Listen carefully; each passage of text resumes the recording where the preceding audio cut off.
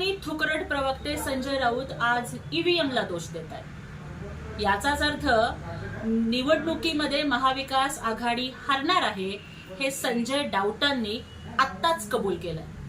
खरं तर पंजाब आणि दिल्लीमध्ये आप जिंकली, कर्नाटक आणि तेलंगणामध्ये काँग्रेस, पश्चिम बंगालमध्ये ममता दीदींचा विजय झाला, तेव्हा ह्यांना ईव्हीएम बद्दल काहीच बोलू वाटलं नाही। मग त्यांचाही विजय ही ईव्हीएमची कृपा होती का? काँग्रेस किंवा मित्रपक्ष जिंकले की ईव्हीएम चांगलं आणि भारतीय जनता पक्षाच्या परड्यामध्ये जनतेनं भरभरून मतं टाकली आणि विजय झाला की ईव्हीएम वाईट, ही दुटप्पी भूमिका आता राऊतांनी बंद करावी। पण खरं तर नेहमी निवडणुका झाल्या आणि पराभव झाल्यानंतर विरोधी पक्ष ईव्हीएमला दोष देत होते।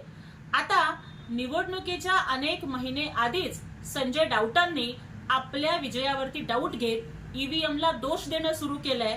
म्हणजेच लोकसभा आणि विधानसभा निवडणुकीमध्ये महाविकास आघाडी हरणार हे राऊतांनी कबूल केलंय।